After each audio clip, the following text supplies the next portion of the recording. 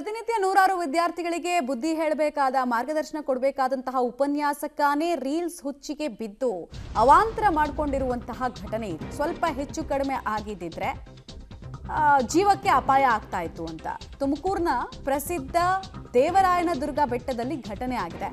Reels ಮಾಡೋಕೆ ದೇವಾಲಯದ ಹಿಂಭಾಗದ ಬಂಡೆಯನ್ನ ಶಿವಪ್ರಸಾದ್ ಏರಿರ್ತಾರೆ. ಹುದ್ದೆಯಲ್ಲಿ ಉಪನ್ಯಾಸಕರ ಈ ವೇಳೆ ಕಾಲು ಜಾರಿ ಆಳಕ್ಕೆ ಬಿದ್ದು ಗಾಯಗಳಾಗಿದೆ. ಇದೇ ವೇಳೆ ಸ್ಥಳೀಯರಲ್ಲಿದ್ದರೂ ಅವರು ಶಿವಪ್ರಸಾದ್ರನ್ನ ರಕ್ಷಿಸಿದ್ದಾರೆ. ಅರಸೀಕೆರೆಯಲ್ಲಿ PU ಕಾಲೇಜಿನ ಉಪನ್ಯಾಸಕರು ಇವರು ಅನ್ನೋದು ಗೊತ್ತಾಗ್ತಾ ಇದೆ. ಸಿದ್ಧಗಂಗಾ ಆಸ್ಪತ್ರೆಯಲ್ಲಿ ಗಾಯಾಳು ಶಿವಪ್ರಸಾದ್ ಅವರಿಗೆ ಚಿಕಿತ್ಸೆಯನ್ನ ಕೊಡಲಾಗ್ತಾ ಇದೆ.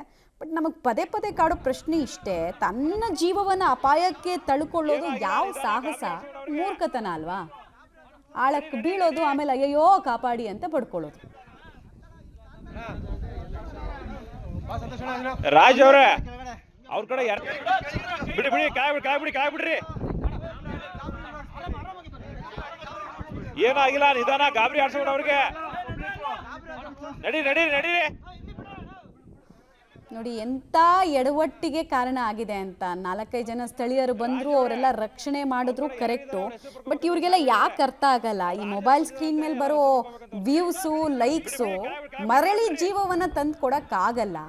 ಪ್ರಕೃತಿ ಸೌಂದರ್ಯವನ್ನು ಎಂಜಾಯ್ ಮಾಡ್ರಪ್ಪ ಅಂದ್ರೆ 4 ಲೈಕು, ಕಮೆಂಟು, ಧೀರ ಶೂರ ಅಂತ ಯಾರಾದ್ರೂ ಹೇಳ್ಬಿಡ್ಬೇಕು ತನಗೆ ಅನ್ನೋ ಹುಚ್ಚು ಭ್ರಮೆ ಜೀವಕ್ಕೆ ಅಪಾಯವನ್ನು ತರುತ್ತೆ. ರಾಜ್ ಅವರೇ